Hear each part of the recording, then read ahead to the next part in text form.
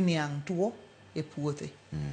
Nitiere ng'ama penjo ni penj nae jatelo ni ng'ama paro gedo usuru ochulo nade to ng'ama kano mwandu ong'ado usuru marom nade, nikech ng'at mapuro usuru mare ok dibed marom kod ng'at manigi ode.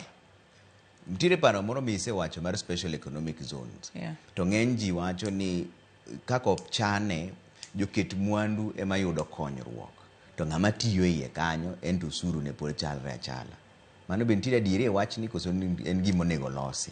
Ng'ama tiyo to osuru ne nyaka chulo osuru. En ochulo mana kaka piny. En ochulo osuru, lakini ng'ama keto mwandu en to en gi rebate on osuru. Gima duong' en niya, en ni ineno osuru ma koro lale wach mar ng'ama okano mwandu ni en koro bedo recovered nikech tije mang'eny obedo created.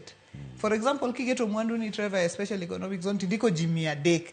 Osuru mano ng'adni cha, ineno ka ji 300 manyien be koro nigi economic power ma ginyalo chulo pay as you earn, to ginyalo chulo ginene bende VAT, ka purchasing power gi ni malo. Koro nikech ne an jakom mar pesa e od bura e tam mokalo, ang'eyo ni nokwaketo konyruok moro amora kata gonyruok moro amora ne jatich matiyo e special economic zone.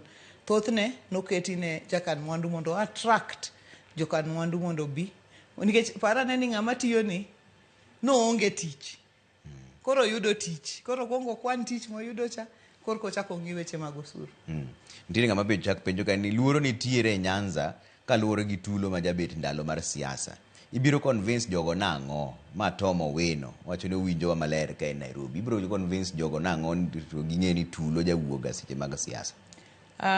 Nyocha penjo no gi jokan mwandu mang'eny ni to masamoro dhi e maandamano, ang'o matimore. Aseng'isogi niya, wasetimo wan kaka jothurwa, waonge apologies to make ni wa express political opinions magwa kaka wang'eye.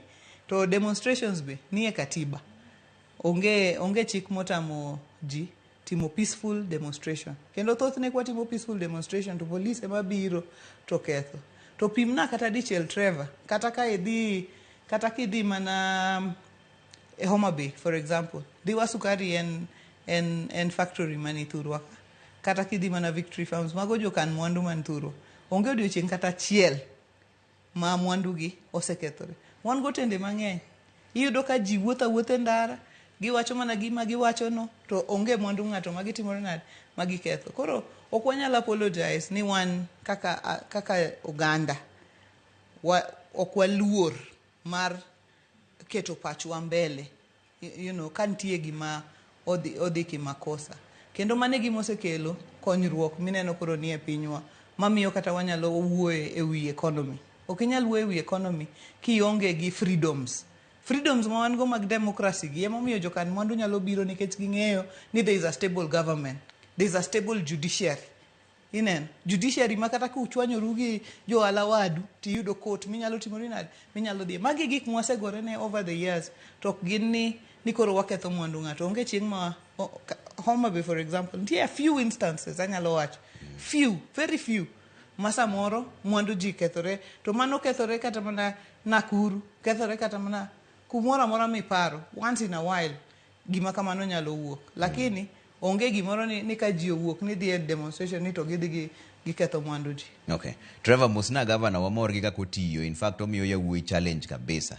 To penji nago ni jotich mag Sukari Industries ni e ng'anyo sani, kaka en jatelo to wache ang'o? Jotich wacho ni pesa tin kipimo gi tich magitiyo. Mano ni seduoka paro ni wacho ni bang' ndalo 2 to gibiro ng'e gima dhi mbele. Felix Nyakwaro Nume wacho ni penj na Gavana ni to be ng'at ma bende nyalo oko maged kanyo Homa Bay, koso en mana Homa Bay kende mekawo? Mano be wacho ni Homa Bay International. Wawacho ni jodala gi jo oko te kanyakla warwako. Ma onge ng'ama igolo oko kata chiel.